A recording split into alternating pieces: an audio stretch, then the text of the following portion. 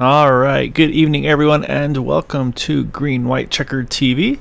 Tonight we have the Area 51 Superspeedway Xfinity Series here at Talladega Superspeedway playoff race number 2 of 4. Last week, Gabe Butler getting the big start-off win for the playoffs, giving him a 9-point lead over JD Crowe. Zach Workman tied for second in the points. Drivers putting down their qualifying laps right now as we speak. However, I think the story tonight, Matt, is going to be it's a smaller field this evening, surprisingly. Right now showing about 14 drivers in the server. Last week had over 20, so not sure if missed the memo and say everybody had to sneak away for something. No holidays I know about on the 9th of October, but definitely missing some big names and faces. And this, I mean, so what, to me what this means, though, to me, Matt, is probably not as big of a hit for drivers in the points if they don't have a good night this evening, because I'd say, I mean, the worst you can finish is 14th. So I think maybe this might be an opportunity to maybe change your strategy a little bit just based on the car count tonight. So I probably might be my strategy is fuel save, and fuel save. Not many cars are going to be running here tonight, so it's more like you want to be conservative on pit road, no mistakes, and if you get caught out, it's going to be deep in trouble because the caution with just about 14 cars is, not much likely. So you want to stay mistake-free the whole race. Yeah, I think that's exactly as I think mistake free is going to be the name of the game because, like I said, with 14 cars here tonight, good chance of things, like I said, good chance of this thing running fairly green tonight. So, like I said, pit stop's going to be, I think, the name of the game as well. No mistakes. Like I said, get in, get out of pit road. Make sure you have a friend getting in and out of pit road. I think those are going to all be crucial things tonight. As always, it is a 70-lap race here scheduled. Of course, we do have the potential of up to 3 attempts of a green-white checkered finish, and then also the 2 fast pairs available for these drivers here tonight. So with that, let's pull up the points after last week's race. We mentioned Gabe Butler, 9-point lead over JD Crowe, Zach Workman. Can confirm both drivers are in the field tonight there at second and third. Gabe here as well. So we do have our top 3. Looking at the playoff drivers here, we also do have Dean Wilkinson in the field there as well, who is currently 4th in the points. So again, looking through the grid here, trying to find all of our playoff drivers to try to make sure we've got everybody in here. And the one I'm not seeing right now is the 06 of Cody Nagels. Unfortunately, I say Cody right now is sitting in 5th in points, only 13 out of lead. Vicente is here this evening in that number 14 machine, and Randy Miner and Robert DuPont. So right now, of our playoff contenders, the one that we don't see this evening is Cody in the 06 machine. Otherwise, the other 7 playoff drivers are in the field this evening. But we won't be just talking about them. We'll be talking about some of those drivers that are just going for wins and maybe even trying to just kind of run their own agenda and help their teammates, or maybe just try to help somebody else. So we'll be having to watch those guys like Robert DuPont, Robert Jordan, David Bone, Bob Fitzgerald, Eric Laurie, Bud Steele, Seth Gruber. So I mean, I need to go through those names. There's some really fast drivers on that list of non-playoff drivers here this evening. So yeah, it's going to be a little different look, I feel like, here tonight, Matt. But, yeah, we'll see. We'll see what these guys have in store for us right now. Got about a minute left in qualifying. I see 2 cars left on track putting down qualifying laps. So we'll see who's able to come out on top this evening.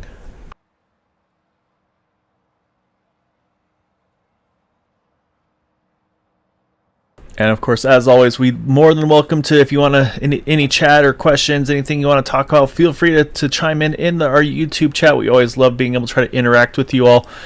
So definitely don't be shy. Love to hear from you. Love to try to help as best as we can to kind of just, give insight, give input, go on and just, do what we can to help you guys out. As you see that one car of Gabe Butler finishing up his qualifying lap right there.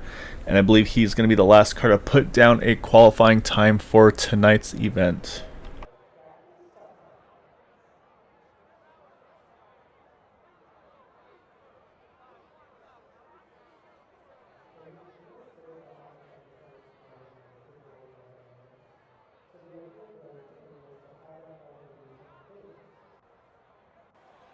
All right, looks like qualifying has indeed completed here.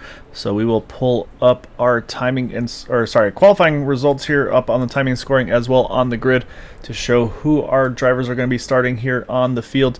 And it is going to be Gabe Butler on pole position by 0.15 of a second over Dean Wilkinson, Robert Rock, JD Crowe, Zach Workman going to round out our top 5. Then you got Robert DuPont, Vicente Guerrero, Robert Jordan, Seth Groover, Eric Laurie, our top 10. We mentioned smaller field here this evening, so you can get Bob Fitzgerald, Bud Steele, Randy Miner, and David Bone, our 14 drivers that should be gridding here this evening. So again, smaller field here tonight, so we'll see if that's going to change any strategies. Maybe I say there isn't a lot of fuel strategy here tonight. I think that's going to be the big thing, Matt, to mention is these cars can usually run about 26, maybe 27 laps on fuel, and then from there you're going to have to be right on the edge of that window, because pretty much the magic number is 26 laps, and then from there you'll be able to make it on 2 stops. I don't see a lot of these guys wanting to make that extra 3rd stop if we go green start to finish. So it might be one of those races too where you get a lap led and then maybe roll to the back and just kind of save a little bit and then make some moves later. So we'll wait and see. We're waiting for a few more drivers to finish gridding, and then we will get this race underway here. Again, 78 laps is our scheduled distance tonight. Front row going to be the 1 of Gabe Butler and the 55 of Dean Wilkinson.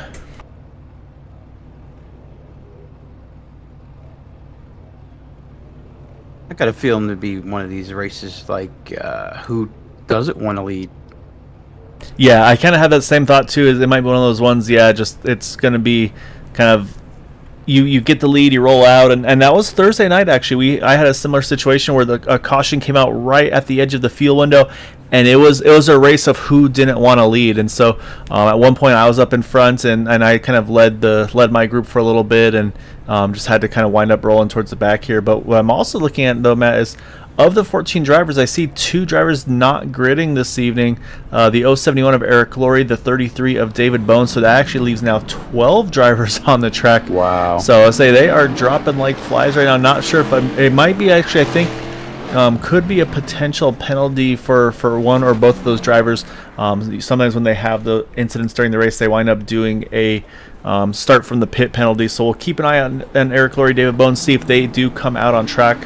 To hopefully get the full 14 drivers. I do see Eric Laurie in Discord, so I feel pretty confident he's going to pop out here at some point.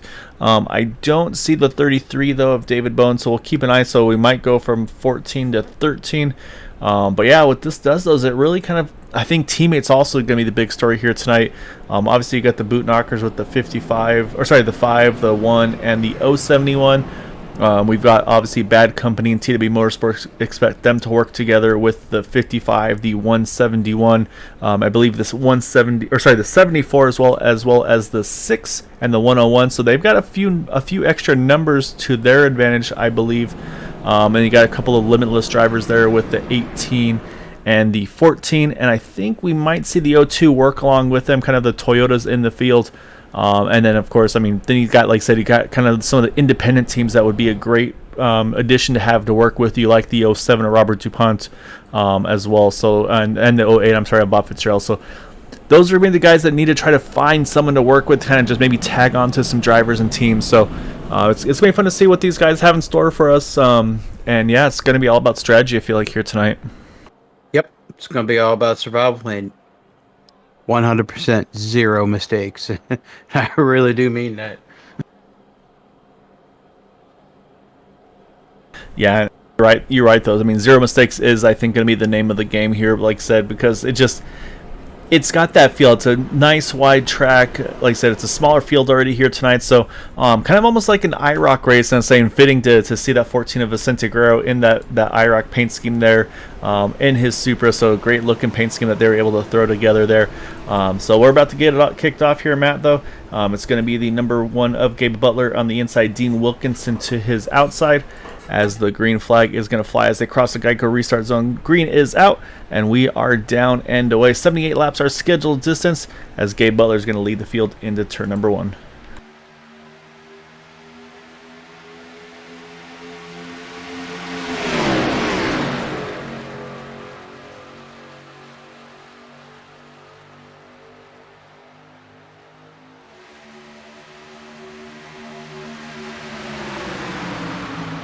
So far, so good. I say that again. That's the other thing is probably won't see a lot of 3 wide tonight, Matt, with the smaller field here. I'm saying actually looking and see on the timing and scoring, I'm showing actually 6 playoff drivers.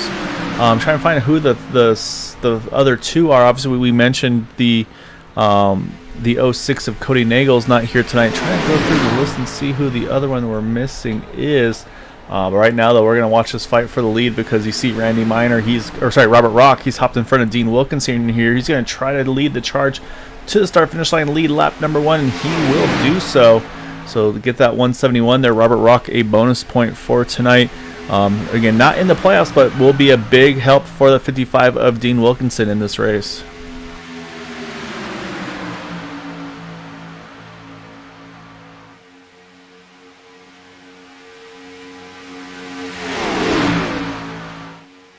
Yeah, I'm just really well. There goes Robert Rock. Just probably dropping to the back. Well, I think it's two things there. I think Robert was trying to stay with the momentum of the one car. Gabe and JD, though, they had other plans there. They want to get to the top. Like I said, Gabe wants to get a lap lead in that one machine, and he's getting a great push from JD. They cleared that 171. They go to the middle lane, and that momentum looks like it's going to easily clear that one car. He will lead lap number 2, so give that one of those bonus points as well, along with pole positions. That's kind of 2 bonus points there we talked about. And again, he had a 9-point lead coming into tonight, so he was going to want to try to pad that as best he can. But obviously the 5 of JD Crow, now he's going to want to get a lap lead in that number 5 machine, so keep an eye on him. But look at the third lane, though. Bud Steele working up with that 02 of Seth Groover.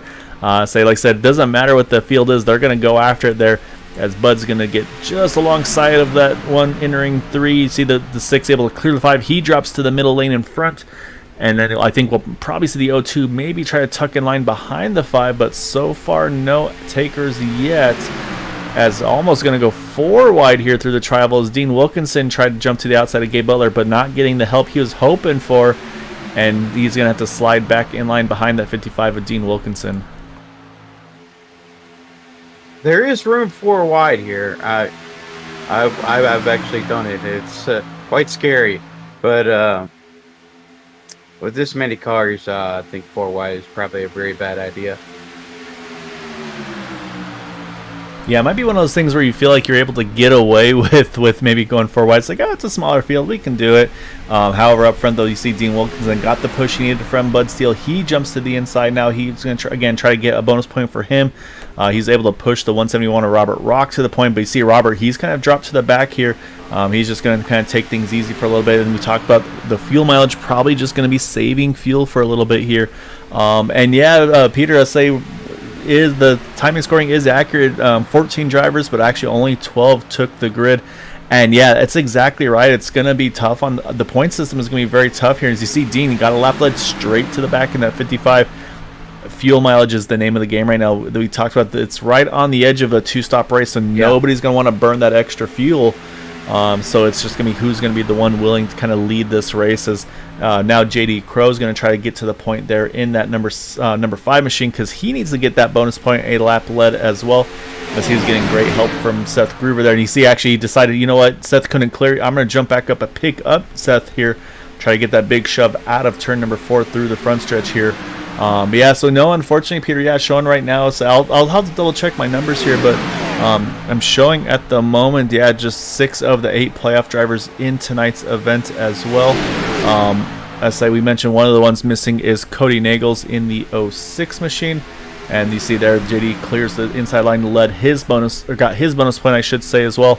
But I'm trying to find who is our other playoff driver that I'm missing here, Matt.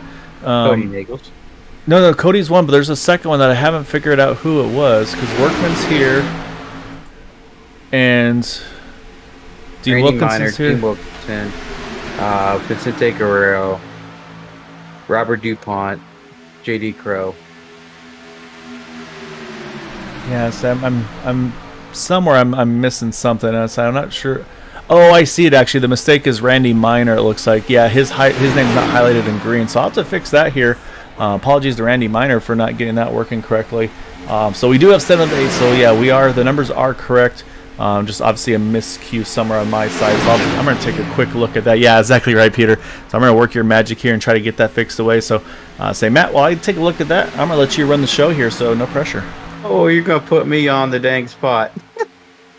Well, there's not really much to say except for 3 wide, and then it looked like they're going to put Cisco or Bud Steele right in the middle.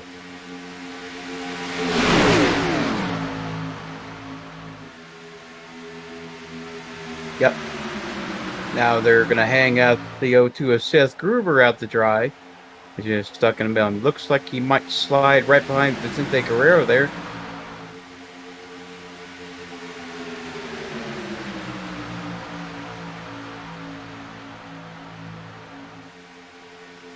And the thing to note right now, Matt, is that fact that the drivers leading the inside line are two of the non-playoff drivers, or no, I'm sorry, one of the non-playoff drivers of Bud Steele leading the way. Robert DuPont is a playoff driver in the 07, as well as that 101 of Randy Meyer. Like I said, my numbers are a little bit off here. But also Robert Jordan's starting to peek in here. But what I've looked is you look at kind of some of the boot knockers, look at some of the limitless guys. They've dropped back to the back here. They want to make sure they give themselves a little bit of breathing room here. But like I said, what this does, though, with this smaller field is it really lets these guys kind of just jump around, dice it up a little bit more. Maybe, like I said, maybe make some moves that they normally wouldn't be as comfortable making with a bigger pack. So I feel like they might be able to feel like they can get away with a little bit more here. So we'll see if that comes into play or not. But you can see a lot of times someone just makes a big run, they jump up top trying to see if they can do something with it. It kind of looks like the way these positions to shuffle around here. It's like nobody wants to lead. Like I told you in the beginning of the broadcast, that it's so tight on fuel right now. No, and you're exactly right. Yeah, it's that kind of that race within a race where who's going to be the one to kind of again be that kind of that sacrificial lamb, if you will, to burn the fuel for the other people to make the fuel number to the end. So it's a tough position to be in, and we've talked about it before. And again, when it's a bigger pack, it's a little easier to kind of work the fuel numbers.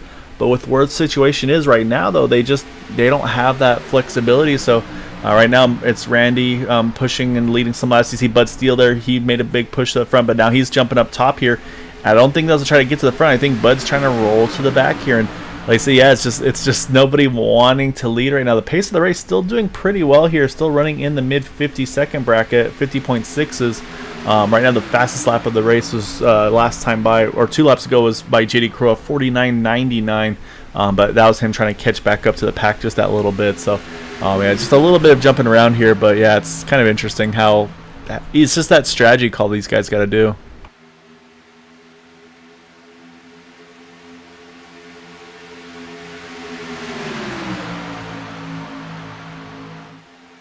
Look, they're gonna. Randy Meyer looks like he really doesn't want to give up that lead. Or I know Seth Gruber, he's one of the bigger pushers up in this series, and he is not even thinking about saving fuel right now.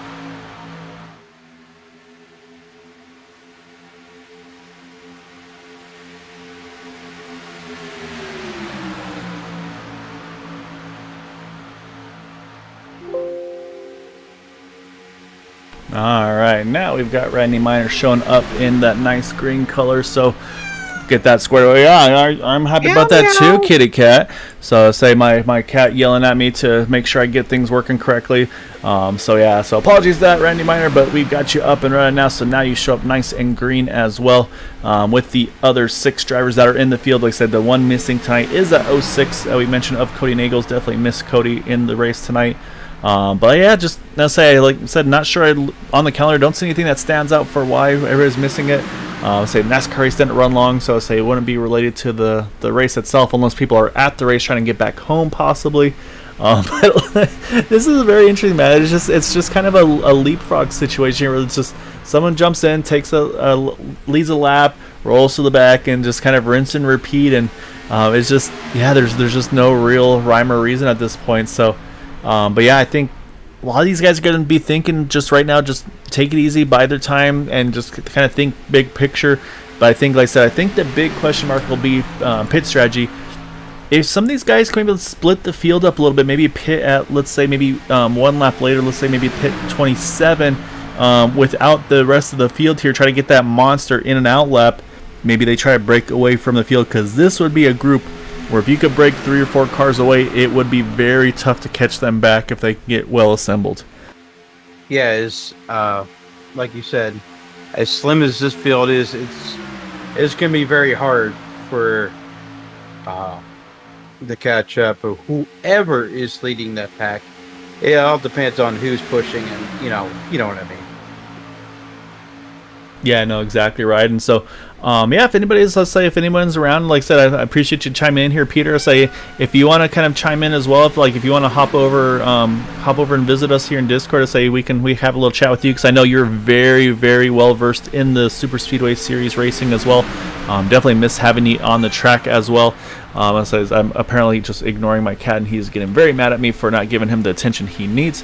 But yeah, so feel free, Peter, if you're around, if you feel like having a chat with us, feel free to come on over, and we can kind of get your input as well here. I know you've been really versatile and really useful in helping some teammates as well in the various leagues and series on your side as well. So always love to get input from you as well, man. But right now, I'll say Vicente Guerrero, he's decided, you know what, I'm ready here. I want to lead this lap in that 14. Robert DuPont's going to push him on clear, but like I said, I don't think we're going to see the moves until it's probably, like I said, probably after that final pit stop. Then everybody's going to start to try to jockey for where they want to be towards the end. So I think we're going to see a little bit of almost a Talladega style race here, except not the Dale Jr. leading the wall situation.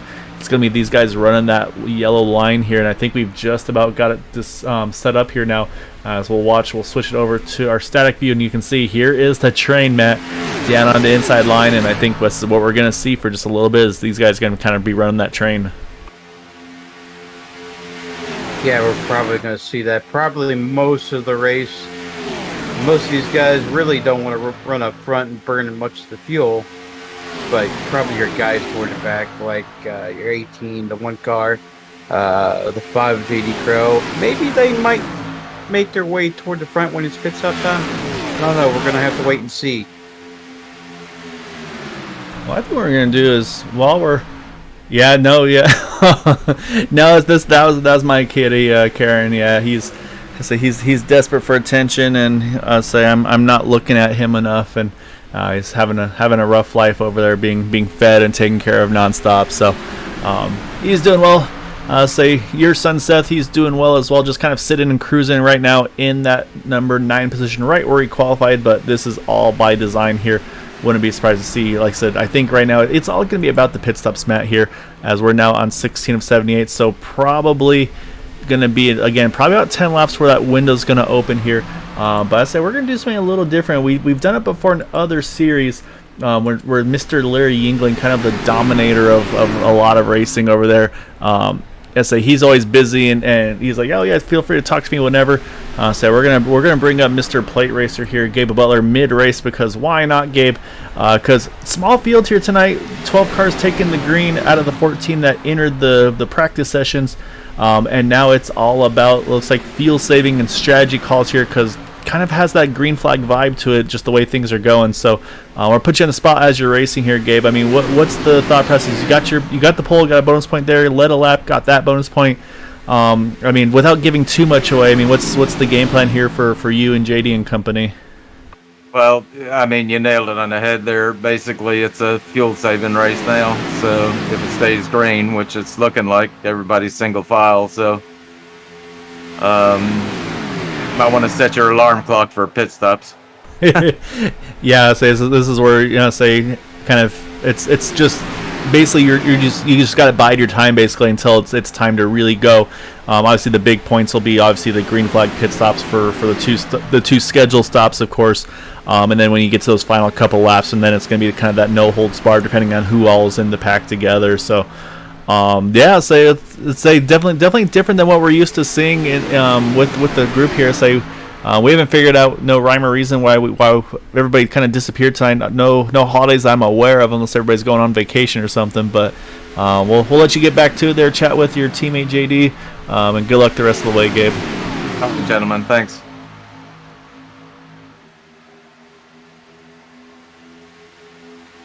All right, well, since Mom's over here, Matt, I think we should bring that number 02 in here as well. Put Seth on the spot here, yeah. Because I mean, Mom's watching, she's supporting. She had to go make sure that the cat meowing wasn't her own. So let's pull Seth on in over here, because Seth, it's quiet right now. Things are just kind of, everybody's just riding and pacing themselves with the smaller field here tonight.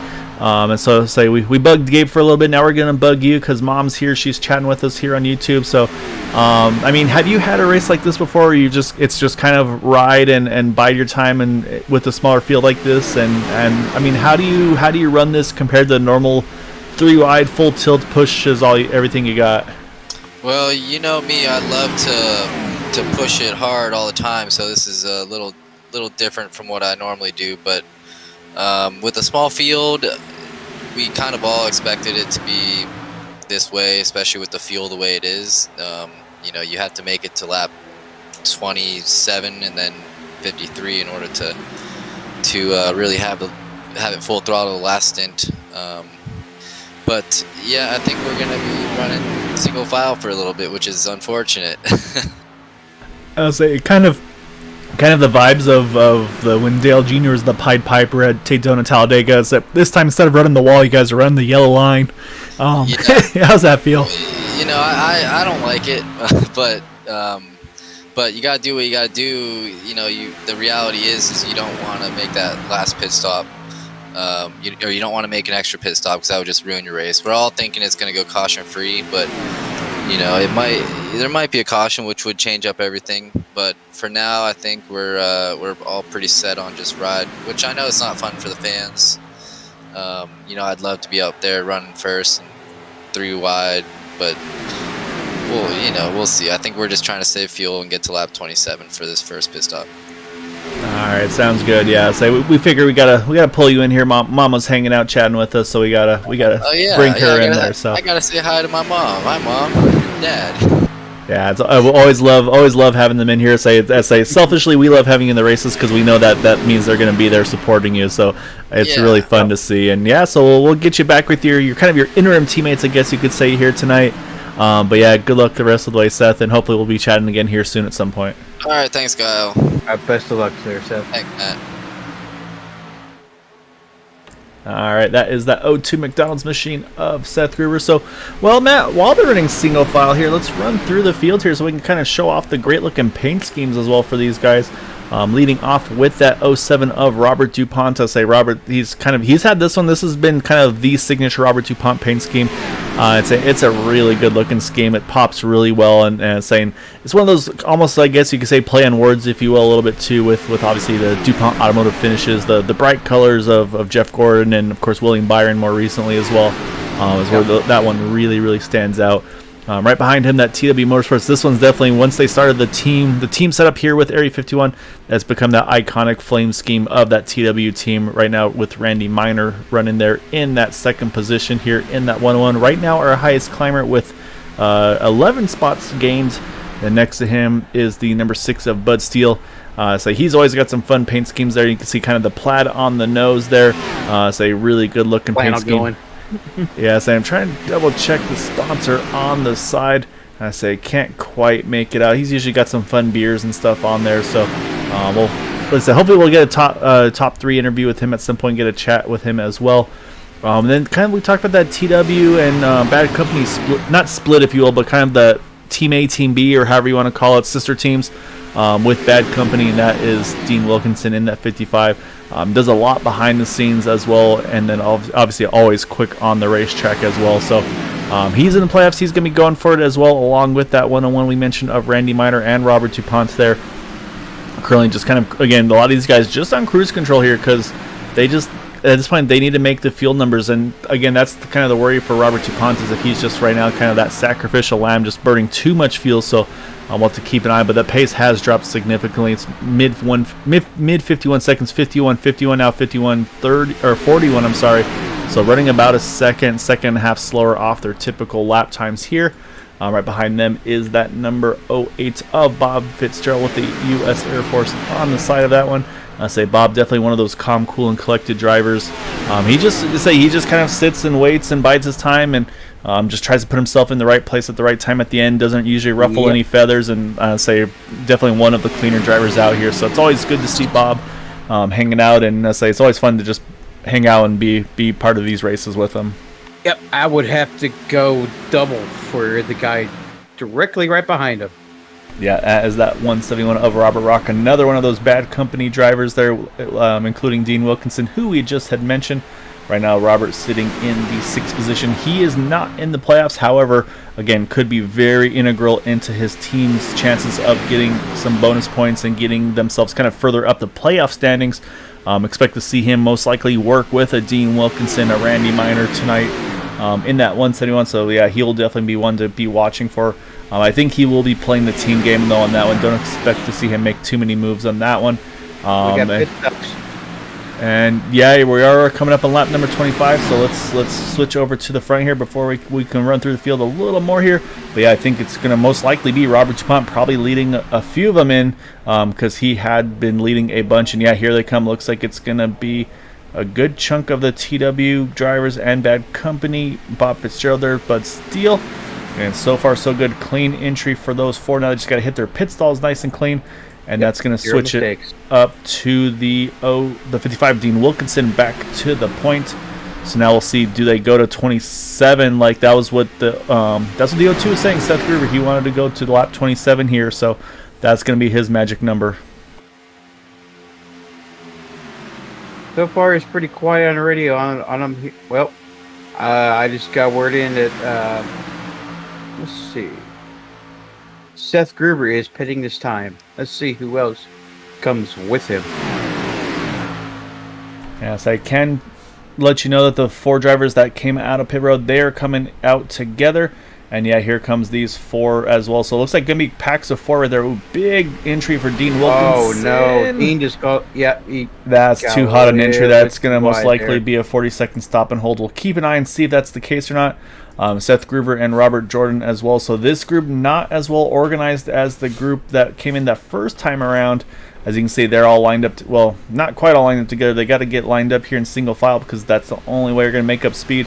So now we got to switch over to these top four now with Vicente Guerrero, Gabe Butler, Zach Workman, and JD Crow.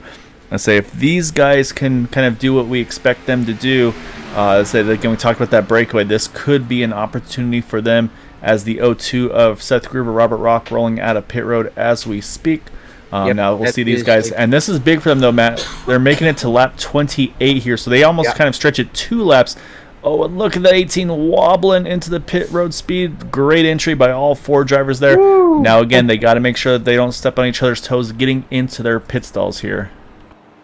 Yeah, that is a penalty for that 55 car. He's still sitting on pit road. Yeah, what did I say about having a mistake-free race guy? Oh, that's exactly right. This is really gonna hurt him in the playoffs.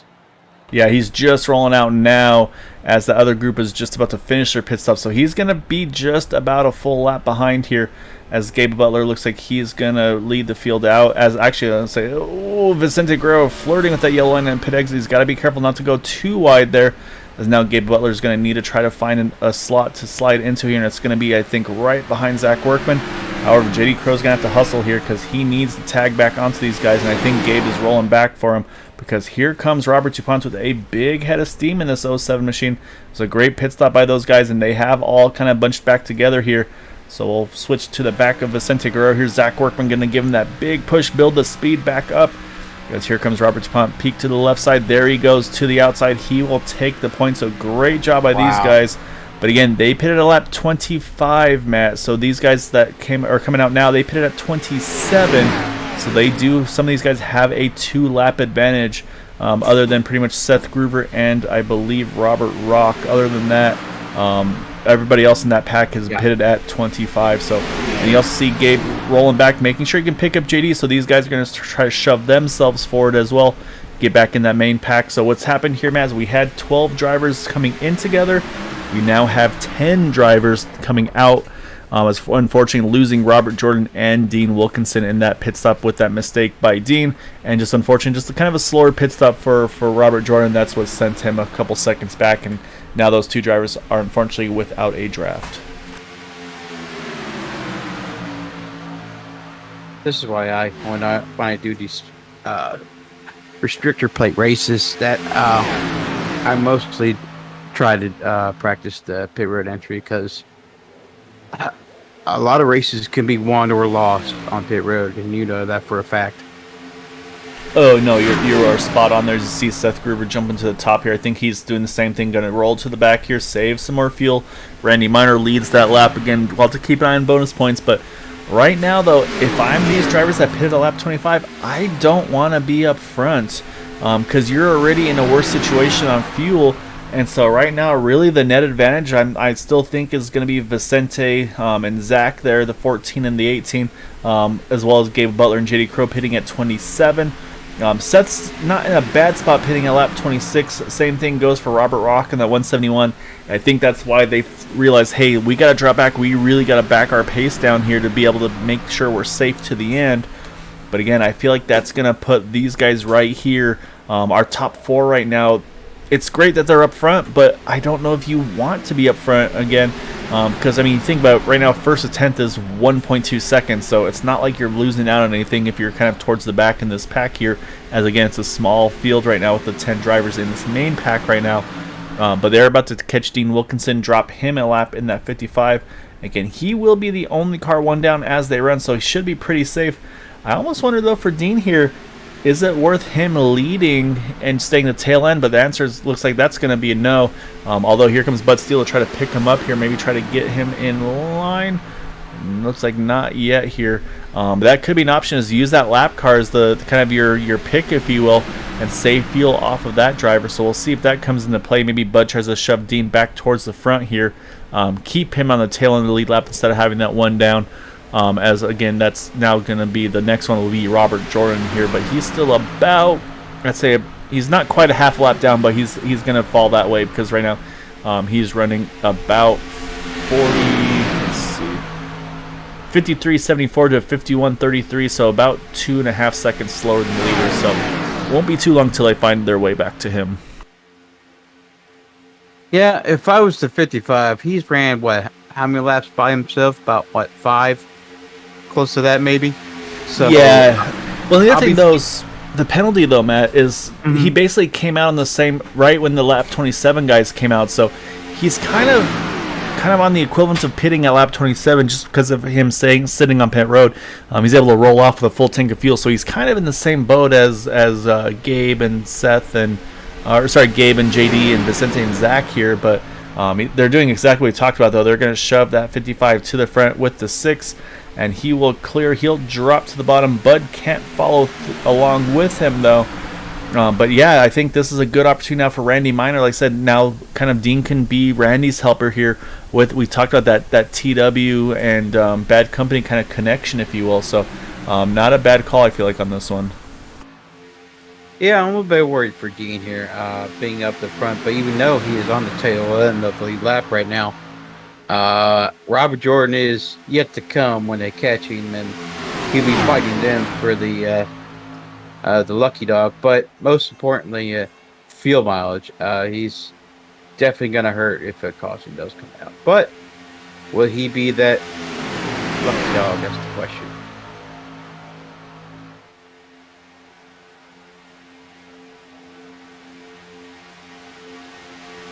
And that is a great point as well, Peter. Yeah, there's a very good chance, though, as well that Peter's mentioning. There's no guarantee that the 55 Dean Wilkinson, he may have not been flooring it, just running full throttle that whole time. He may have been just kind of rolling back the throttle a little bit to kind of fall back to the field sooner, and saving a little bit of fuel as well. So there is some potential strategy out of that number 55 where he could have backed it down his pace a little bit. So yeah, He's got a point. So yeah, no, like I said, Peter knows a lot about the strategies of the pitting and when to pit and staying out and yeah, the right strategy of how to put yourself in the best position. So what I'm seeing right now, though, is I think to me what I'm seeing is Gabe and JD and them, I think they're going for the plan of save, and that way we know we can basically just go full send basically on that final stint. And unfortunately, I say so. Well, I'll say it was worth a try, Peter. Yeah, I guess you gotta say baby duty. Definitely probably calls importance there, but definitely again, also definitely congrats to your new wife on the new edition, though. Hope everybody's doing well, and yeah, I say it's super exciting.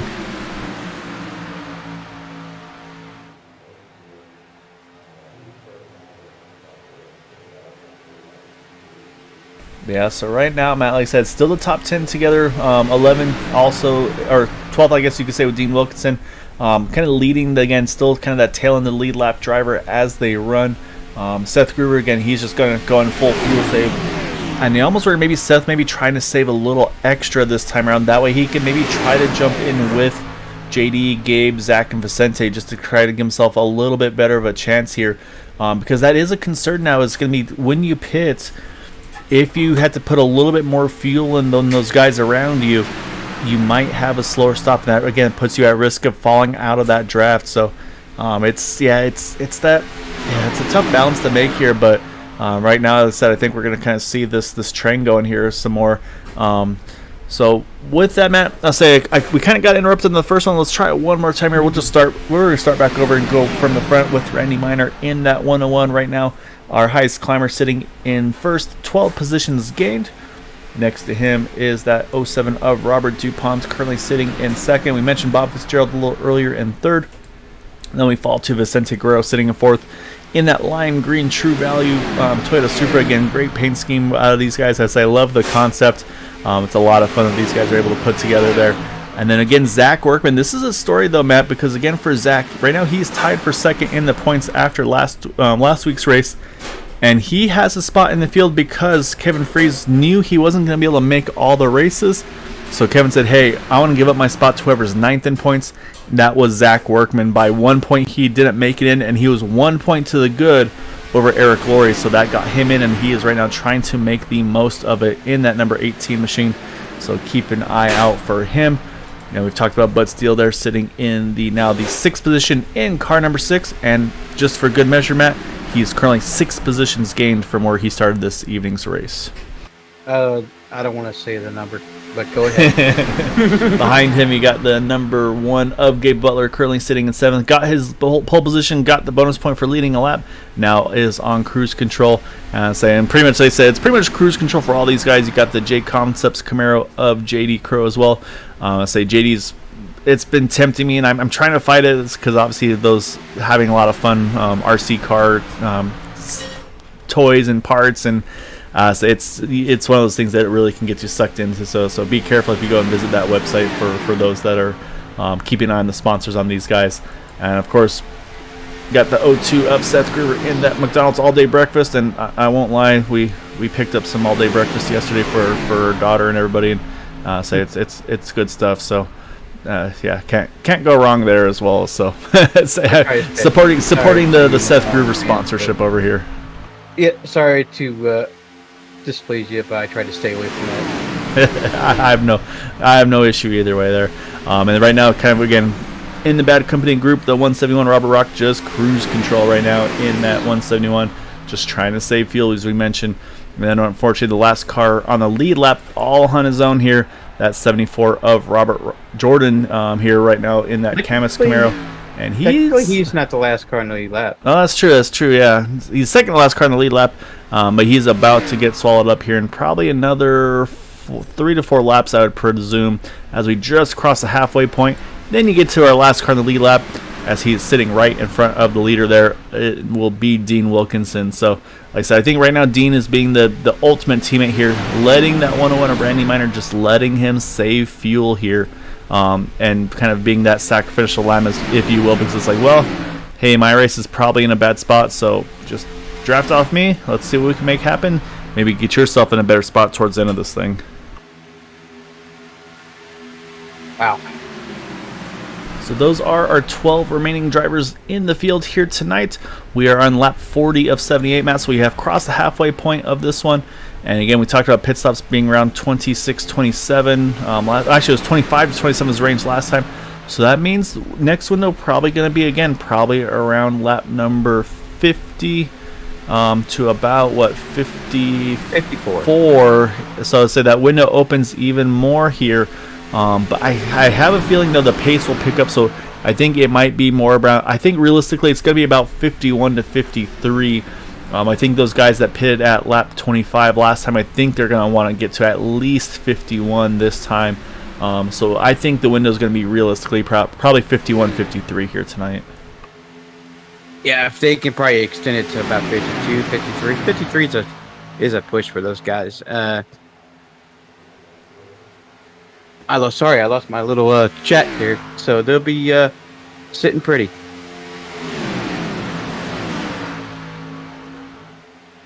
So I'm going to call some of you guys out. Say we've had Karen chime in, we've had Peter chiming in.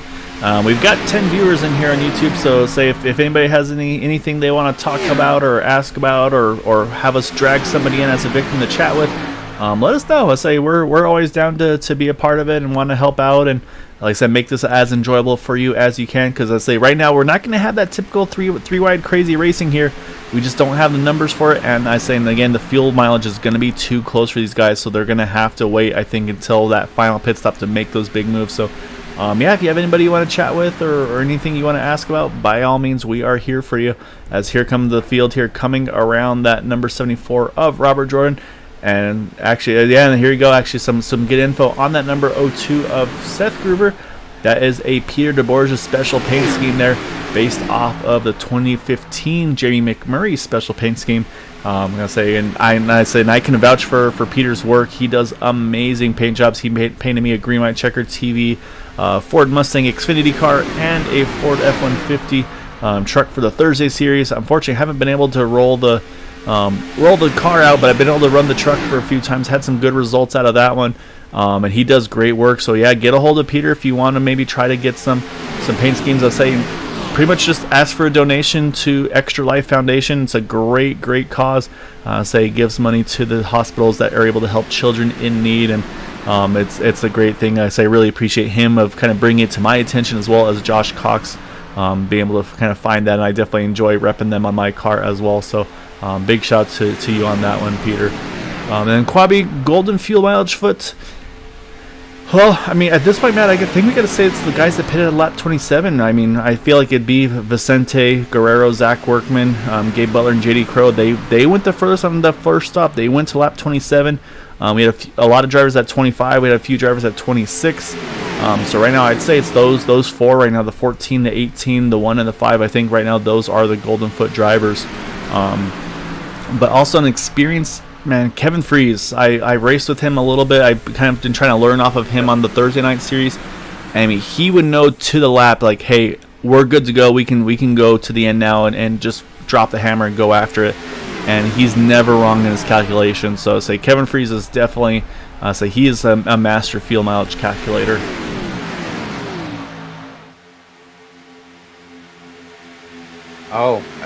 There is one guy, but he's not racing in this series. I used to look up to Matt Quick. He used to be very good at yeah. Matt Quick was Mr. Fuel Mileage. About him. That is Mr. Fuel Mileage himself. Yeah, Matt Quick is Mr. Fuel Mileage, and if you go to the IndyCar side of things, say Craig Forsyth, he's kind of Mr. Fuel Mileage over there as well. He somehow almost seems like he adds fuel to that car in the main pack of this one. So yeah, don't go me started on that one. And Peter's giving us some great insight here, Matt, on the fuel mileage. He feels like right now the 1 and the 18 are probably the best on the fuel mileage side of things. So he feels like the 14 of Vicente Guerrero, Vicente actually was leading coming out of the pits for a lap, and then the 5 of JD Crow had to really hustle to catch back up to the field behind Gabe Butler. We saw that a little earlier. So he's thinking actually right now the 1 and the 18 might be the 2 in the catbird seat on fuel mileage that are doing the best so far in this race. So yeah, and again, and that's the things that Peter's talking about. It's these tiny incremental little things that make such a difference. Just being the first one out of pit road, you're burning extra fuel because you're the one that's breaking the air for everybody behind you. JD Crow, he lost the draft just a little bit, so he had to kind of catch up to the 1 of Gabe Butler, and then they had to draft back up.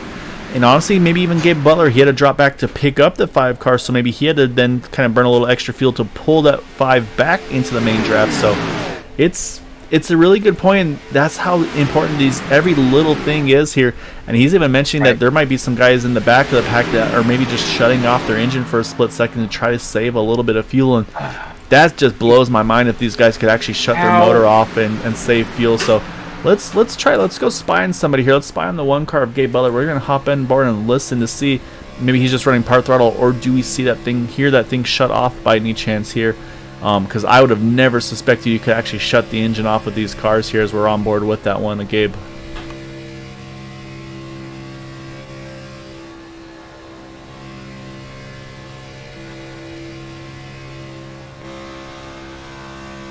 jump over to Zach Workman in that number 18 machine, kind of peek over on him.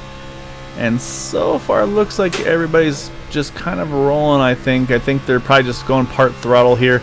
As Peter, that's one of the go-tos for Peters, to actually shut the car off while running 180 plus miles an hour to save fuel, and that blows my mind, Peter. I don't know how you can manage that.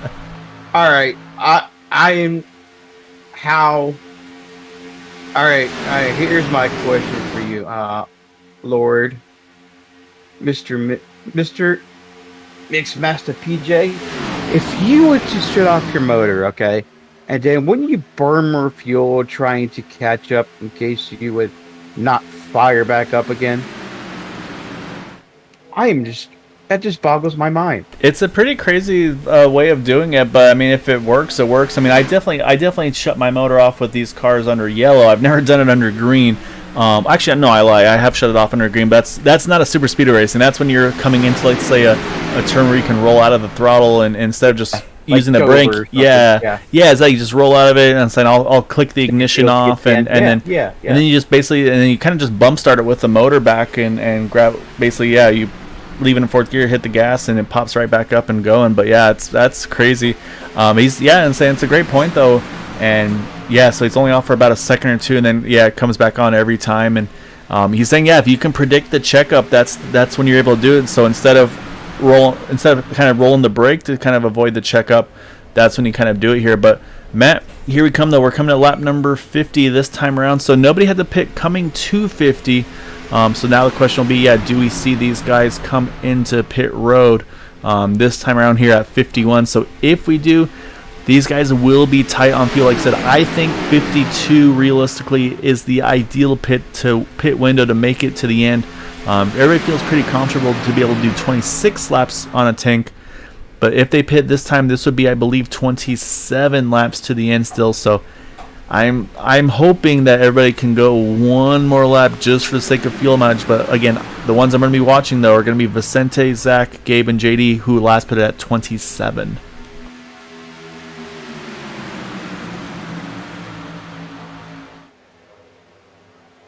And here's the answer. We got 2 pitting. Randy Miner is 1, and he is hustling it onto pit road. Oh, just because it's the inside wall. But as long as he got down to speed, he can burn a fast repair and get away with that. Bob Fitzgerald, he is on pit road along with him here, coming at 51. So this is going to be 28 to go. And I'm afraid, I think this is outside the window. But like I said, I think for Randy here, just needs to take that fast repair, get that car fixed up. That's exactly what he does. That's a great call by Randy there. So now it's going to be still Dean Wilkinson that leads the field here, but now in front of the 07 of Robert DuPont. I am confirming Randy does have a black flag. Oh, that's a heartbreaker. So that's another driver, playoff driver as well, that is going to get hit here through the pit stop mistake. We talk about no mistakes, and unfortunately that is a mistake for the 101. And it's also a heartbreaker as well for the 08 of Bob Fitzgerald, because he came in on his own here. So now he's going to come out on his own. And it's a big hustle there for the 07. Great pit entry for Robert DuPont. He is coming in at 28 to go here in that 07. So again, I'm a little nervous about fuel. 27 to go. So it's still going to be tight for the 07 machine. But here come the rest of these guys now. You see the 14 and 18. They said, okay, it's go time. Let's kind of burn our fuel now, and we're going to make a fast entry here, because this is a good opportunity for them. Because like I said, the 08 of Bob Fitzgerald, he's having to run a full lap by himself. The 101 of Randy Martin here is rolling out of pit road now, and then Robert DuPont is coming out of pit road also by himself in the 07 car. So we'll see. This could really split this field up here for our potential final run to the end here. And we'll see if we see any takers. And here we go. Bud Steele is in along with the 55. And here comes, hustling in there, the 74, the 50. Contact between the two of them. Oh, no. Oh, it's all coming unraveled for these guys. Unfortunately, Robert Jordan just a little too hot. He gets into Dean Wilkinson. Robert Rock, he had to move around to avoid him. So really, Bud Steele's kind of one that got through the cleanest of all of those guys. They got fast repairs. Yeah, so they're going to have to burn a fast repair. Hopefully no penalties there for those drivers. And now we have 5 left to pit here. Vicente, Zach, Gabe, JD, and Seth. And Seth has done a great job of being able to make that extra lap. So right now he is right up there with them. And he's kind of peeking to the outside of JD for a split second. Now he drops on back down here. It looks like everybody able to get in and out on the pits without any dramas there. I And think here the they other come. group is coming in this time. Yeah, here they come. And they're coming in at 25, coming towards 25. Look at Gabe, 3 wide on the entry. Everybody gets it low down there. Looks like a clean entry for the 5 of these guys. Zach picked up a bunch of spots there. Nah, that's big for him. No, that was a great entry for Zach. So now they got to make sure they all hit their stalls, don't step on each other's toes here. So we'll see, and then we'll watch to see where everybody cycles out with one another.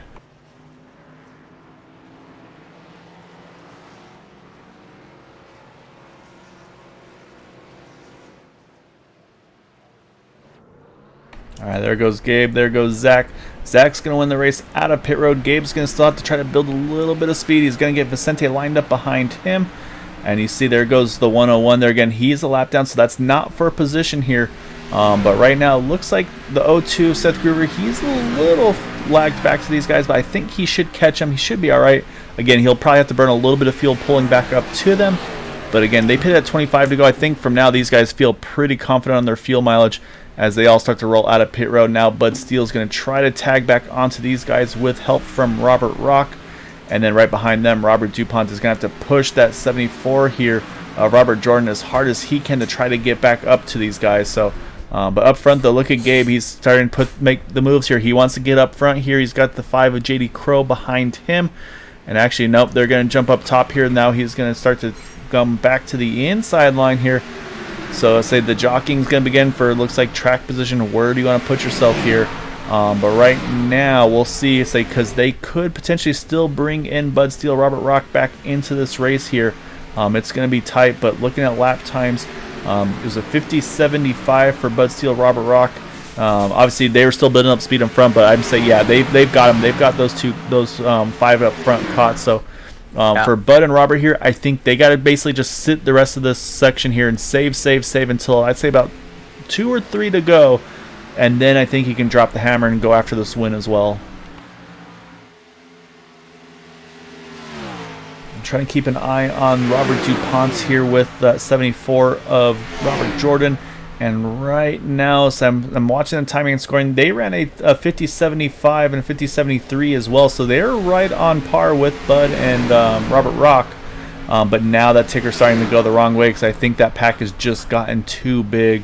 So unfortunately, they're starting to lose time. It's a 50.73, and up front they ran a 50.48 at the leaders.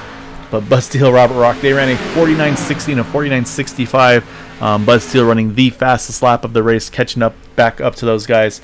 As now you see everybody starting to move around here, trying to get everybody in line. So we do have now 3 drivers a lap down here, Matt. We've got Randy Miner, Robert Jordan, and Dean Wilkinson all sitting 1 down. And right now Dean's kind of off on his own in that 55 here, just with no help there. And unfortunately, Bob Fitzgerald, we mentioned him not having any help coming out of pit road, and that's exactly what it's done to him, as now he sits there all on his own as well. So right now, Matt, looks like as things run, it's going to be a 7-horse race for the win. You got a couple limitless drivers, you got a couple boot knockers there. Then you got a couple of the bad company / TW drivers here as well. So pretty much paired up here. Like I said, I feel like right now, I think you're going to be, if you're that 02 of Seth Gruber, you're kind of that free agent if everybody's going to try to recruit you to be the one to help them out. I do believe right now, currently working with the Limitless guys, so I would maybe expect to see him work with them at some point. But at the same time, you want to win races. Let's say you got mom and dad watching. Let's say that 02 is going to want to try to get a win for them here tonight. Oh yeah, mom's watching. You want to make an impression? Hey, hell, he's by example, he's like one of my favorite restrictor plate racers out here. I like watching him race. He's one hell of a pusher. Great entertainment out on the track, and hopefully he can get it done for mom. Yeah, it'd be a lot of fun to see. And so we definitely like first-time winners, but also we just like to see some winners that maybe haven't got to victory in a little while as well. So definitely not a knock to Gabe and JD and company, but yeah. It's been a while since I've seen Robert Rock, but he does have a win in this series. Perhaps tonight is the night for Robert. I mean, Robert does have some help around him. I mean, like I said, I'm looking at on the playoff side of things too. Robert's really the only, or actually, no, I'm sorry, Robert's not in the playoffs in this pack here. So of the playoff drivers, again, you can see on the timing and scoring on the left there, it is the top 4 are the playoff drivers right now that are in those top 4 positions. So again, the thing is, there's not going to be a big change in points here just because of how everything is set up right now. So yeah, right now you might be able to gain a few here and there. Zach Workman, obviously, he could possibly gain an extra bonus point as they run because lead the most laps. Yeah, say depending on how many laps he's led up until this point, maybe he can get the extra bonus point for leading the most laps. And then looking at the playoff drivers as well, looking to try to see the highest climber could be a bonus point as well. Right now, that sits with Bud Steele sitting at 6 positions gained. But right now, say Vicente Guerrero, Zach Workman, they're sitting at 4 positions and 5 positions apiece. So it could shuffle around depending on who finishes where amongst those guys. It could definitely change over the course of this run, so that could be another bonus point as well. That could be very, very important when we get down to the last 2 races. I'm going to keep my eye on the lap time, see if they actually do drop, because Zach's been leading a good hefty portion of this run here. But I do think he's safe, even without even with leading here with them pitting at 25. I feel like he's pretty safe to make it to the end. Do see Dean Wilkinson hitting pit road in the 55 machine here. I think maybe knew he wasn't going to be able to make it to the end when he pitted, so maybe just going to take a splash of fuel now. And this could actually play in the role here if he can take a splash and come out, maybe actually join this lead pack. Again, maybe he can try to work with one of his teammates to have a chance to get the win with that 171, possibly of Robert Rock. And I'm watching, and right now looks like he's still sitting on pit road, so that's not going to happen for Dean. I'd say this might be an early retirement for Dean Wilkinson. We'll have to keep an eye, but right now sits on pit road. Just nothing going right for that 55 tonight. Yeah, you just need that don't give up mentality. That's the way I put it when I do these IndyCar races. But there has been a couple times where I just, like, you just want to kind of hang your head and, I just want to give up, but you just can't do it. And you got to think positive, Dean. You got to think about the races to come, the more races you can win. Yeah, right now it is definitely a lengthy stop on pit road. Not sure. Like I said, it might be if he maybe got in too hot or something like that, but right now it looks like just based on the pit time, I think he's just kind of sitting on pit road. But yeah, so right now, currently still 11 cars on track, 9 of which are still on the lead lap, and 7 of which are in this main pack. Unfortunately, we mentioned Robert DuPont has kind of lost the draft, as has Bob Fitzgerald. They're still about a half a lap away from the 08 of Bob Fitzgerald. But Robert DuPont has been doing everything he can. I mean, he has just been pushing that number 74 of Robert Jordan for all he's worth to try to keep time up. And the thing is, he's actually doing it. I mean, he's right now is running pretty much the same lap times as the leaders. It was a 51:39 for Robert DuPont in that 07 car. Is a 51:39 for Zach Workman. So they ran the same lap time, despite being a 2-car draft versus this 7-car pack up front here. So that's just, like I said, that's how far the pace has slowed down here. But at some point these guys are gonna kind of just turn the wick up and go after it. We know, I think a lot of these guys know they're good to go to the end on fuel from here. But I think they're just saving every ounce. And plus, at the same time too, there's no real reason to go too crazy until probably about 2 or 3 to go to kind of start to build that run. And the other thing is to keep the temperatures cool as well, Matt. The colder you can keep the engine, the water temperature, the oil temperatures, that's going to be how much extra you can maybe try to push at the very end. So it's very important to make sure you kind of time that final big charge at the end. If you're the pusher, like in this case right now, it looks like it could be Vicente or possibly the 5 of JD Crow behind Gabe.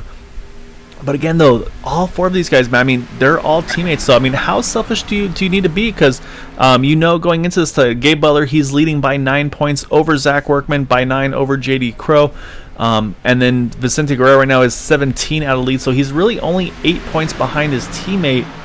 And, I mean, there's bonus points for winning. So how selfish do you be in these races? Say, like, yeah, I want to push a teammate for one of us to win, but I really want to finish ahead of like the one of Gabe Butler because I want to try to close that 9-point deficit down to maybe get into, let's say, 4 or 5 going into next week. Yeah, it's hard, I looked like Gabe was going about to make a move there for a second there, but you got to think about the hottest driver we got on this circuit right now is probably the 18 of Zach Workman. He's got 3 podiums in a row. Is that 3 seconds in a row, Gaio? I am not exactly 100% on that, but he's looking to close out the deal here and close that deficit on Gabe. And I think usually because whatever Vicente says, whoever's in front of me, I'm going to push to the win. So he's got a teammate in front of him, and he's selflessness. He's not gonna bail out on Zach there. I know that for a fact. I'm saying that could be it too. Is Vicente said, "Hey, I'm 17 out of the lead. I don't realistically see that changing without anything drastic happening." And again, with the smaller field, it's like, well, that drastic probably isn't happening either. So Vicente might be thinking, okay, hey, I'm gonna push whoever's our best shot at our team getting the championship. And yeah, at this point, it would be Zach Workman because unfortunately Cody's not here tonight either in the 06. And we mentioned Zach is tied for second in points, only 9 behind Gabe. So. If Zach can maybe get an extra, we talked about the bonus point for leading lap. If he can get the bonus point for leading the most laps as well, that would kind of net even him along with Gabe Butler because that would put Gabe at 2 bonus points there and Zach at 2. And then the other potential, which right now doesn't look likely, but the other potential would be if he could get the highest climber award, that could be a 3rd bonus point as well. And then we got to then of course go back to the big one, Matt. 3 bonus points if you have an incident-free race. So right now, I'm pretty sure most of these guys up front are running nice and clean 0x's through the race here tonight. So there's gonna be a little bit of risk and reward as well there at the end. How hard are you really willing to push and fight to try to get that win, knowing that you might gain a spot and that might gain you a point or 2, but if you lose the bonus points, that's gonna actually kind of net lose you 3 points. So it's really a loss of a point depending on where you are on track. Yeah, except for the minus of 2 drivers. Everybody's got a clean race so far, so I expected this to be almost caution free. So we're coming around to we got 12 to go, Gael. We're getting closer here. Yep, 12 to go here. Say haven't forgotten about Robert DuPont. I'm sorry, he is still working on trying to chase down that lead pack again. Identical laps to Zach Workman, 51.48 for him. Robert right now just. Man, it's like if I just have one more car, I could have got back into this pack here, but just unfortunately. So, and that's a good point, Peter. Yeah, it did change over the offseason, the incident-free race. It used to, I believe you're right. I think it used to be 5 bonus points for the super speedway side of things. It's dropped to 3 now. Correct. And it's one of those ones that's it's great, but at the same time it's frustrating because I mean, if you get taken out on somebody else's mistake, it's like, well. I don't deserve to lose those points because I didn't do anything wrong. I'm the one that got ran over. But so it's just unfortunate the kind of the nature of the beast in some of these races. And it's just unfortunate some things are out of your control. And that's also part of the faster pairs as well. That's why you kind of have those.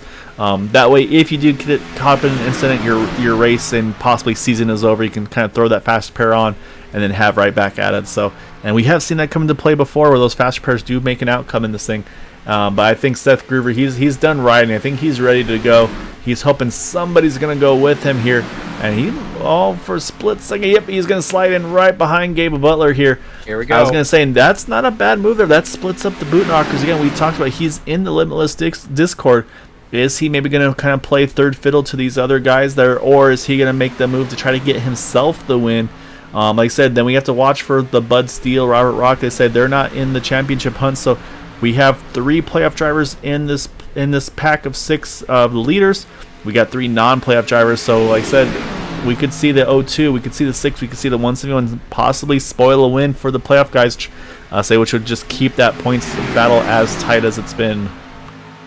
I'm just wondering when the move is going to be made.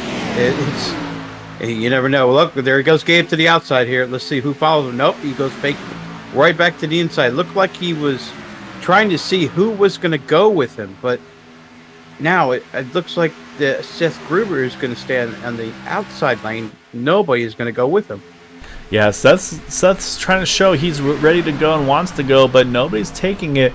Like I said, but with the pace being what it is right now, he can actually jump to the outside. And he's going to make a little bit of ground, not a lot, but just a little bit of ground.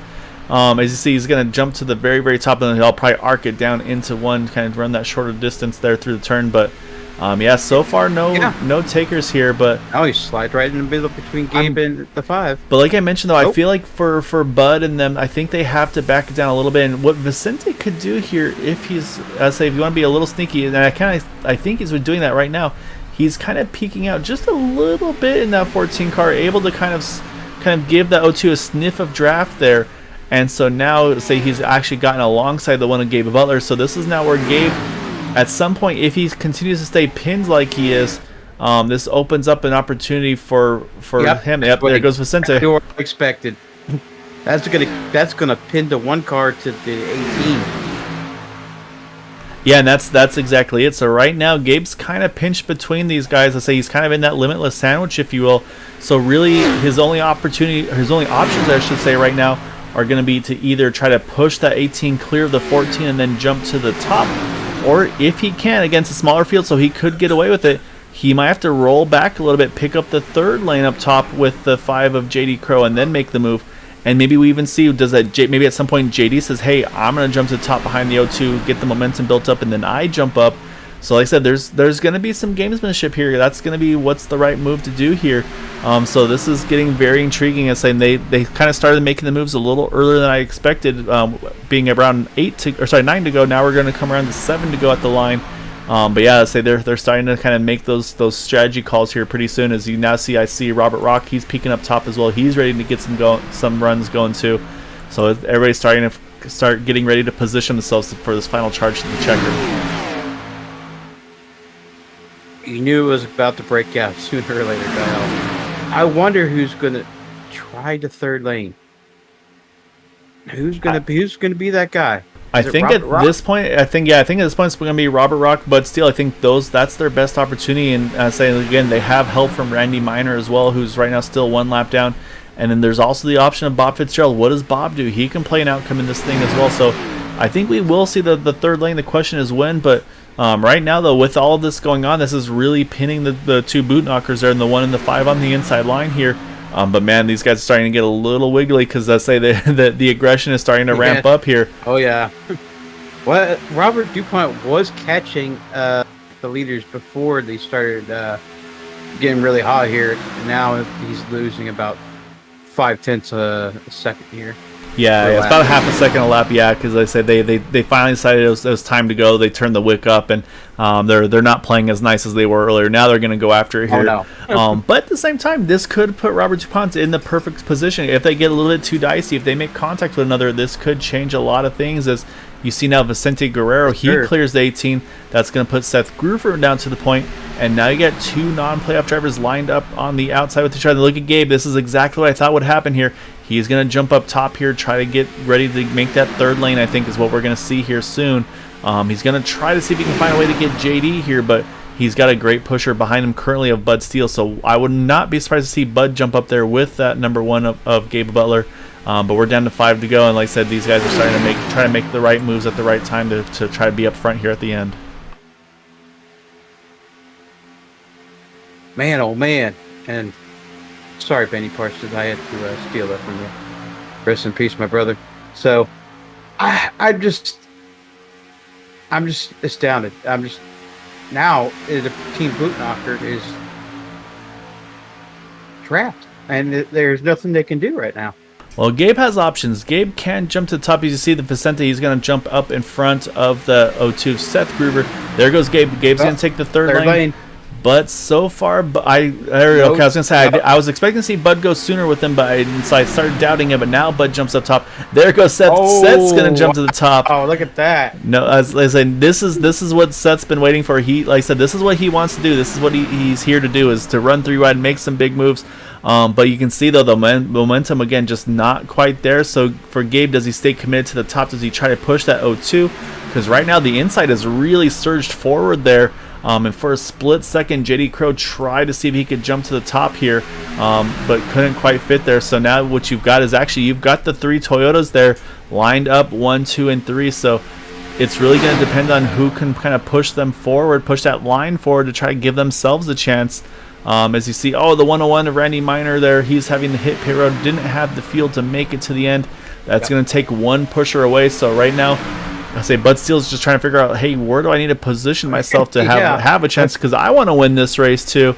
But right now he's kind of stuck between a rock and a hard place. So right now looked like Gabe was so I expected him to do, because if he pushes the 0-2, he's gonna be hung out to dry. So that pretty much push will be worthless for him. So yeah, I guessing he backed up all the way down to the bottom of the racetrack. So so he's backing up. He's gonna go back to the bottom, try to pick up the 5 of JD Crow. But again, there goes Gabe. Look at that! Look at that move. He's gonna jump to the top. He was trying to get the 0-2 to push the 1. But will the 0-2 do it? And saying at some point, do we see the 5 of JD Crow? Does he think about dropping back? Because we're getting down to it here, Matt. This time by, we're going to be at 2 to go. And saying this has definitely been some pretty impressive gamesmanship. Bud Steele's going to jump to the top. Does Gabe maybe go with Bud? He is, and this would be a good payback, because I believe Bud is able to push Gabe to win earlier this season as well. So wouldn't be surprised to see Gabe try to shove that 6 to the win as well. Again, and honestly, this is in Gabe's benefit, because if a non-playoff driver wins, that's less bonus points for a playoff driver. So this is a great opportunity for that 6 car here, as Gabe's going to shove him. It's a little bit of contact between him and the 14. Right now, Bud's a nosehead, but is it enough to clear in 3? He's going to stay up top, committed to the 1 here. Again, we still got to get through 3 and 4 and the travel, though, Matt, before we get that 1 to go. And that point, it's all bets off for the win. But Gabe is definitely right now committed to that 6 car as they come out of 4.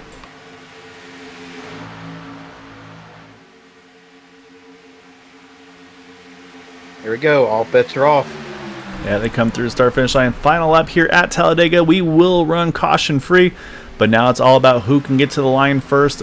Again, Bud can't quite clear the 14 of Vicente Guerrero. You see Zach Workman, JD Crow, they're lined up there. You got the 14 and the 171 lined up in the middle. So you got numbers up top, but we're also catching some traffic here. This could come into play as well. Who gets the pull from that 08 of Bob Fitzgerald here? And we'll probably see Bob drop to the apron here, I believe, as they come through 3 and 4. Bud clears. He goes to the middle, and he's going to drop to the inside. Yep. That's a good move, but now this opens up the middle for Zach Workman. He can try to jump in front of Vicente Guerrero. Bud's going to have to play defense. There goes Zach. He jumps top. Is this going to be Zach's time? Is this going to be it? It's going to be tight. It's Zach Workman. Zach Workman gets the win over Bud Steele. Vicente Guerrero 3rd. JD Crow, Gabe Butler going to round out our top 5 there. And Bud had to make a choice. Did he go top? Did he go bottom? And the choice, it was a good choice, but the problem was he had kind of 2 limitless drivers around him. But Zach Workman gets the win here. Like I said, Matt, I think this is win number 1. Like you mentioned, he's been close, but now he gets the big win. And also going to be a big points night for that 18 machine.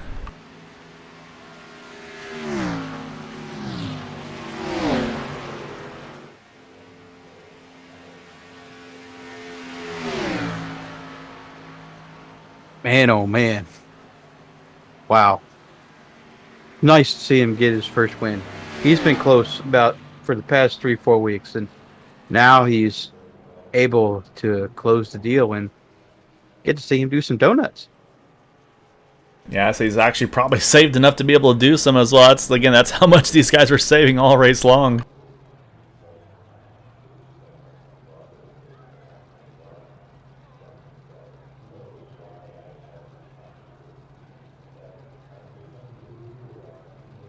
Maybe not enough fuel. I'll say it's parked there nicely, but I think that thing might be running a little dry. We'll hop on board and listen. Yeah, it's still idling, so we'll see.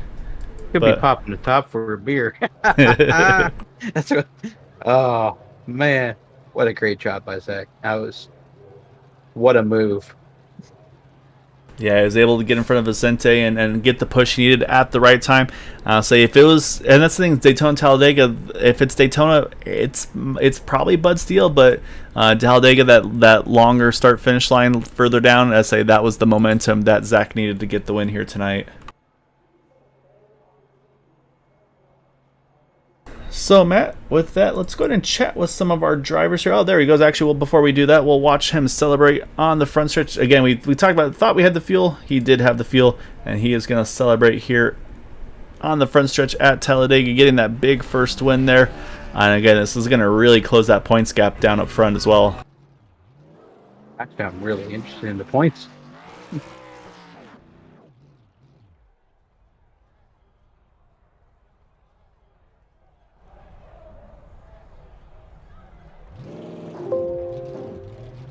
All right, now what we'll do is we'll talk to those top 3 finishers. So we'll kick it off with our 3rd place finisher here, Matt. And that is going to be the number 14 of Vicente Guerrero.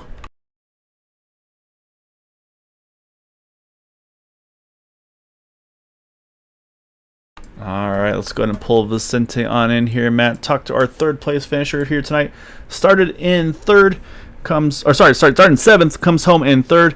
And, I mean, definitely a different one tonight, Vicente. You had to really just kind of wait, save fuel, and then finally you get to the about. It looked like about 9 to go. It looked like you guys kind of had a plan. Say, okay, we're gonna kind of try to hog the front, if you will, and try to make them have to get around us to have a chance at the win.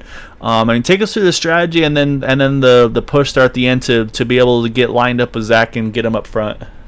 Yeah, just the beginning of the runs, we know we have a small field here, so it's like fuel strategy off the get go. So just trying to conserve to make it, a 2-stop race, not a 3-stop. And what was it 10 to go, 9 to go? I go, well, I better make the move first before somebody else. I already seen Seth out there, so if anything, at least Seth helped me push me up a little bit and increase the pressure, and other people start pushing a little bit harder. So I was like 2 laps to the good, but I ended up using that at the end. Yeah, and that was exactly, it was kind of when to make your move to kind of get the fuel, kind of say, okay, it's time to burn the fuel up there.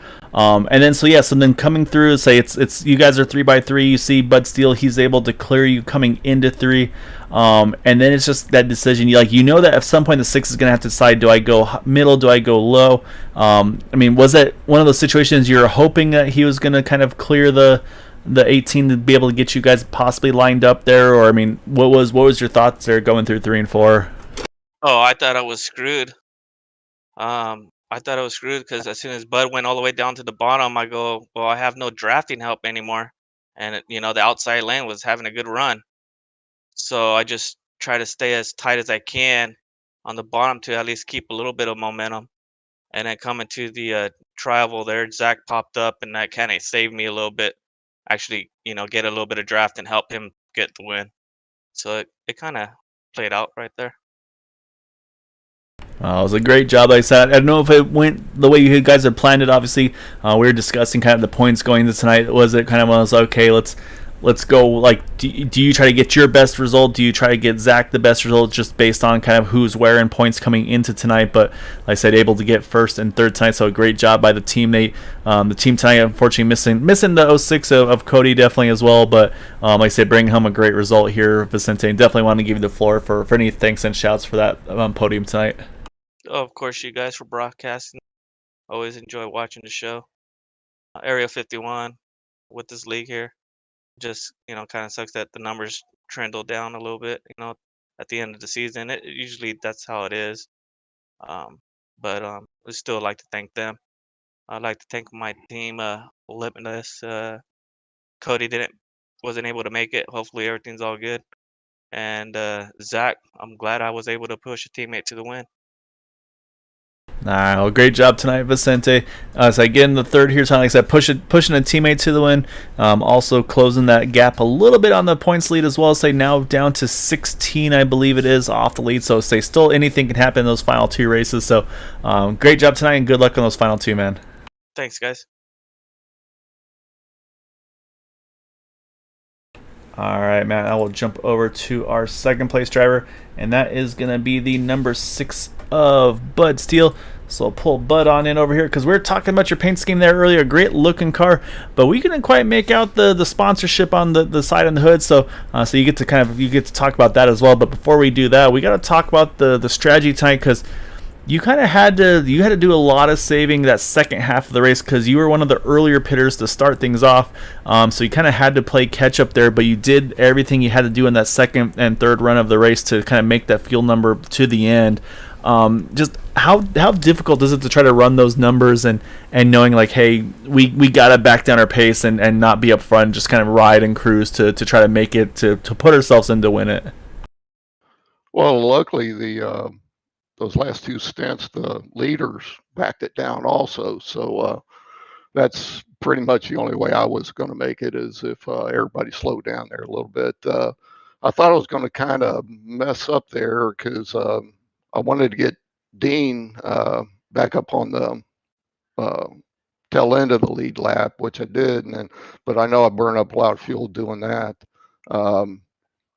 But then, just tried to fall back in line and, running about 3/4 throttle as much as possible. And then I think I ended up with about a lap to spare there at the end. Yeah, I mean, you definitely, like I said, you definitely had to work the numbers. Like I said, like you said, you kind of got Dean into a spot where he had a chance, and that was what it was for a lot of the playoff guys. It was basically, hey, no mistakes tonight. Unfortunately, Dean and Randy both had some mistakes that cost them a lot of track position. Although with a shorter field, probably not as big of a hit as it could have been at a 20+ car count like we're used to, though.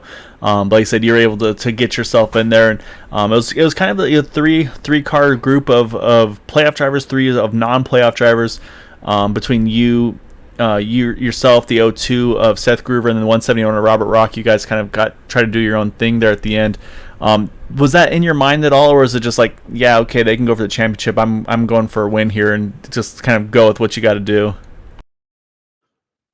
No, well, yeah, when it came down to the end there, with Dean out, he was my only teammate that was in the playoffs. So then it was just trying to position yourself to where, coming down to, 3-4 laps to go, you had a chance to maybe, get to the front of the high line, which that's what I ended up doing. Gabe gave me a great push to go on to get me to the front where they were with 1 to go, and just when I went all the way to the bottom, I think it was JD leading that bottom lane. He was just so far back from me. It took him a while to get up to me, but then all I could do was look ahead to the finish line and hope that I beat him there. Yeah, I mean, it was close. I would say it looks like about 200ths of a second. Say Daytona, you're looking pretty. Unfortunately, Talladega, so you kind of wish they maybe reconfigure the start-finish line. But yeah, I mean, a great job, like I said. But I'd say, especially with kind of, like I said, kind of limited help tonight as well. So you're able to do the best you could without having all the numbers that you would like to have in these things. So definitely a great result for you tonight, and definitely want to give you the floor for that runner-up tonight. Well, thank you all, Gael, you and your buddy there in the booth. Matt, I'm still here, bud. Yeah, I'm just letting him do all the talking. Oh, I know. But yeah, I want to thank everybody that's hanging in there with Area 51, and I want to give my thoughts and prayers to your dad for continued recovery and get to feeling better. And thank my wife, love her, and we'll see you all again next week. All right, man. Great job tonight, buddy. Go get him on those last two. So don't let the playoff guys steal all the limelight. We want to see you guys up front and dicing it with them, man. So great job tonight. Yeah, and oh, by the way, Harris Tweed of Scotland. That's the sponsor on the car. Oh, okay, there we go. So we were used to seeing the alcoholic beverages paint schemes on that one, so I was like, I don't think it's that one this time, but it's always great looking paint schemes on that 6 machine though. So just went with a different Scottish sponsor there, and everybody make sure you get your kilts ordered before the Highland games there. All right, Matt, let's get our orders in. All right. All right, y'all take care. Great job, bud. All right, that leaves us one left to chat with. And I say, Matt, you talked about every time you love first-time winners, and we've got Yes, one I here do. tonight, and that is the 18 of Zach Workman. And Zach couldn't really come at a better time because you dropped that points lead now down to 1 point behind that one of Gabe Butler. Could have had a tie there for the lead, but unfortunately you were just, I think it was about 2 laps shy of leading the most laps, so didn't quite get those bonus points there. But I mean, you were right. Yeah, I'm sorry, 3 laps difference between yourself and Randy Minor leading the most. But I mean, that's obviously kind of a different story tonight with the kind of smaller field here, but a great result, and I mean, really capitalized on it, getting the kind of pretty much max points tonight, and really shrinking that points lead down for the championship. Yeah, I just I saw the smaller field. I kind of knew it was going to be a fuel mileage race. Just making sure I could make my number no matter what, because I knew that would be the key. And we got a really good pit stop there, got ahead of Gabe and JD and all them, and just held court there. We had to save a tiny bit just so we're totally good. I was pretty much running like 80% throttle, just kind of leading the field, trying to get as much fuel as I could. Saved enough, and yeah, we got a good push on the bottom from JD. That was good, and just got to that middle lane. Had to go around Bud, unfortunately, but I had to take it before Gabe got to that middle because I knew if he did, he probably would have won the race. So we had to do what we had to do. But finally, we got one. It's been so close so many times. Yeah, so that's exactly. I say you were so close. You've been getting those podium finishes, but you always want to get that one extra spot. And I mean, and so it's like, how do you balance that now? Where it's like, okay, obviously you want to win races and get the wins, but now it's like, man, the points are right there. Like, I mean, do you have to change your strategy at all? Where it's maybe just playing a little bit safer, or is it, hey, you just got to keep doing what's been getting you there? Because I mean, obviously, any little hiccups in a 4-race playoff is just going to kind of just shake things up dramatically. So, I mean, yeah, how do you balance the risk versus reward in these final 2 races after tonight? Just keep on my strategy, what I've been doing. I've been pretty easy the first 2 runs because I know I got to make a certain level laps. I can't really be leading. Just go to the back, kind of save. Hopefully there's not a lot of chaos, and just make your fuel run. And then once you get that second stop, hopefully you get the best pit stop, get ahead, and just kind of hold off to the end. Just hope, that's pretty much what you got to do. There's definitely going to be times where you're going to have to either think of, do I save my 0x here or do I hammer down? And there's going to be a point in every race where I'm just going to have to hammer down. And I think we've been doing pretty good at that of recently. So I'm just going to keep at that strategy. It's been working well so far, man. So before we let you go and celebrate, I definitely want to give you the floor here for that great looking paint scheme, and of course a great sponsor on the hood and the side of it, for any thanks and chats you'd like to give for that win here tonight. Got to thank Racing Bros NASCAR podcast for hopping on board. Also Instacart for hopping on our podcast and sponsoring it. SimWrap Market for this amazing paint scheme. It's awesome, looks cool. If you need a cool paint scheme, go to their website. It's pretty cheap, and you can come up with some pretty nice cars, some race-winning cars. Wink, wink. Got to thank my parents for always supporting me, watching them race. My girlfriend for letting me do this, and Vicente for being the team player. Seth was also with us tonight. Couldn't do without those guys. We didn't have Cody with us because he likes to play softball instead of do this, which I don't understand, but to each their own, I guess. But I think also Cody for being the teammate. And I know he'll be here next week, so hopefully we can go back to back. I'm curious, before I let you go, where you get that kick-ass t-shirt? I'm digging that thing live on your stream. Well, you were live. Yeah, that is from Peter Borgia. He had this. He made shirts for our whole team on a different series we do. Kind of some Japanese website. I don't know what exactly it is, but talk to him. He can do it. But it looks cool. I love him. I wear it to every stream. I guess it provides me good luck. Well, that good luck gift has provided you a win and get that second place bug off your chest, and now you're gonna stack wins. Well, I kind of hope so. That would be nice, but we got a tough field out here. Even with 12 cars, there's a couple guys that had unfortunate pit issues, but still like 7-8 cars in the pack. Anyone could really win, especially Gabe. Like, that guy's insane. Like, how am I supposed to beat that guy? But we'll see. We'll see what we can do the next 2 weeks. So yeah, no playing favorites though, Matt. We gotta stay impartial. But no, great job though tonight, Mac. And yeah, definitely want to let you celebrate, Zach. So yeah, great job tonight on that win, man. And yeah, look forward to seeing what you got for these guys. Like I said, 2 to go, 1 point out of the lead. Anything can happen. So look forward to what you got for them. So go enjoy this one. And yeah, great job tonight.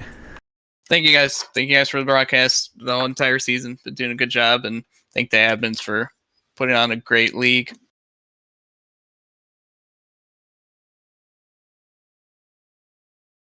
All right, that is our race winner, Matt, of the number 18 of Zach Workman. So while we watch him, because he's going to be doing some celebration here in just a moment, we'll pull up our final results for tonight's event, as Zach Workman wins by 0.02 of a second over Bud Steele, Vicente Guerrero there third, and JD Crow, Gabe Butler rounding out our top 5 with Robert Rock and Seth Groover 6th and 7th in the main pack. Robert DuPont, he did everything he could, and he does finish on the lead lap, but unfortunately down in 8th. Just couldn't quite grab back up onto the draft there. And then you've got Robert Jordan, Bob Fitzgerald, our top 10, and then unfortunately some multiple laps down with Randy Miner, Dean Wilkinson, and then unfortunately Eric Laurie, David Bone not gridding for tonight, showing in 13th and 14th respectively. So a good one here tonight, Matt. I'll say these guys saved it for the end, but they did what they do at the best at the end. Zach Workman able to get the big win here tonight, his first win with Area 51. And yeah, so we're gonna have to kind of knock on some doors and figure out where some of those guys were to get that car count back up into the 20s for next week, because we definitely want to see these guys duking out with just not the playoff guys. Yeah, like you said before, as Seth said, as the season wind down, some cars may not or may show up. And you know how it is getting toward the end of the season. They're out of the playoffs, but that's not how it goes here. You want to come out and support Area 51, you need to show up here. I'll be glad to see y'all next week, and I'm looking forward to it. Yeah, we will be here. Obviously, we'll be back on Tuesday night for the Dark Horse Area 51 IndyCar Series. So stay tuned. That they will be at Michigan. So say you want to see some fun racing, that will be a blast to watch. And then we'll be at round number 2 on Thursday night for the Superspeedway Xfinity Series Truck Series back at Talladega for their second playoff race. And of course, back here once again on Sunday night for round number 3. So till then, hope you all have a wonderful evening. Hope you had a great weekend. And of course, as always, stay safe, take care, and we'll see you all on Tuesday night. Good night, everyone.